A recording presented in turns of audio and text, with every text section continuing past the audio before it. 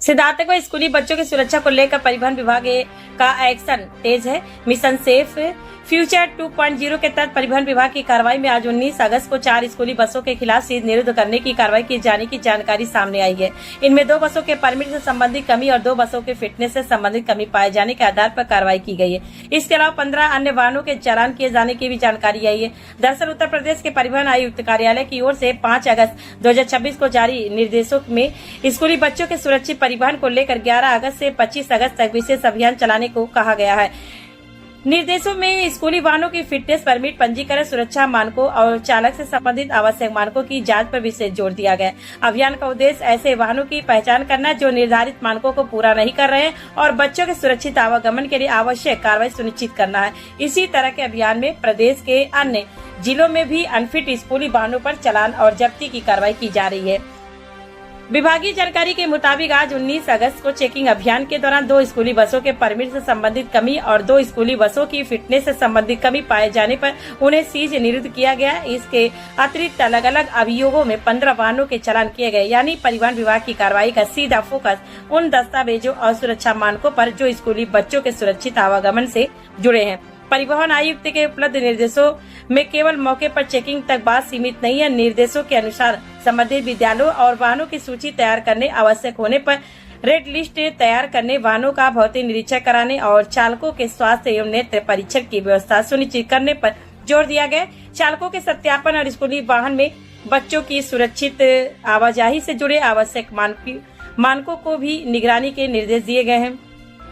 निर्देशों में यह भी कहा गया कि बार बार नोटिस दिए जाने के बावजूद जिन वाहनों की फिटनेस नहीं कराई जाती उनके संबंध में मोटर वाहन अधिनियम के प्रावधानों के तहत आगे की कार्रवाई की जा सकती है। परिवहन विभाग के निर्देशों में विद्यालय प्रबंधन की भूमिका को भी महत्वपूर्ण माना गया है। स्कूल प्रबंधन को यह सुनिश्चित करना है कि बच्चों को ले जाने के लिए इस्तेमाल होने वाले वाहन आवश्यक दस्तावेजों और सुरक्षा मानकों को पूरा करते हो। निर्देशों में यह भी कहा गया कि बच्चों के परिवहन के दौरान खराब स्थिति वाले या निर्धारित मानकों को पूरा नहीं करने वाले वाहनों के संचालन पर प्रभावी परिवर्तन कार्रवाई की जाए।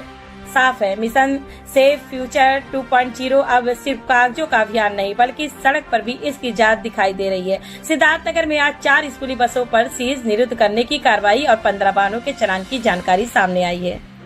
लेकिन यहाँ एक महत्वपूर्ण बात, किसी वाहन या उसके संचालक को केवल कार्रवाई के आधार पर दोषी ठहराना उचित नहीं होगा। अंतिम स्थिति संबंधी विभागीय अभिलेख, जांच और लागू कानूनी प्रक्रिया के आधार पर तय होगी। स्कूल जाने वाले बच्चों की सुरक्षा सर्वोपरि होनी चाहिए और स्कूली वाहन निर्धारित फिटनेस, परमिट और सुरक्षा मानकों के अनुरूप ही संचालित हो।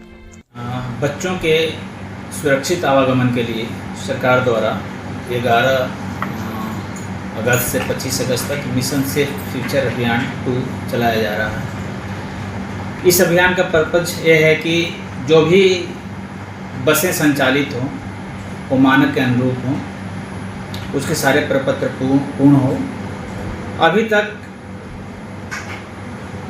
90 ऐसे वाहन हैं जो अनफिट संचालित हो रही हैं। इसके लिए हम लोगों ने जिलाधिकारी महोदय की अध्यक्षता में भी स्कूल के सभी प्रबंधक को बुला करके एक बैठक कराई थी। बार बार उन लोगों को सूचना देने के बाद भी वाहनों का प्रपत्र पूरा नहीं करवा रहे हैं, फिटनेस नहीं बनवा रहे हैं, परमिट नहीं बनवा रहे हैं। अब शासन का सख्त निर्देश है कि 25 तारीख के बाद, जो अभियान का लास्ट दिन है, उसके बाद अगर कोई भी वाहन सड़क पर चलती हुई पाई जाती है तो उस वाहन को सीज कर दिया जाएगा। स्कूल के मान्यता रद्द करने के लिए पत्र आगे प्रेषित कर दिया जाएगा, क्योंकि 25 तक ही उनके पास अंतिम अवसर है।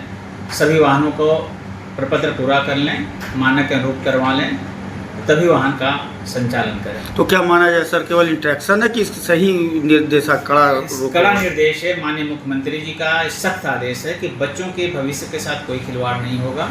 बच्चे उसी वाहन में परिवहन करेंगे जो उनके सारे प्रपत्र पूर्ण हो, मानक के अनुरूप हों। अन्यथा की स्थिति में ये कार्रवाई निश्चित की जाएगी।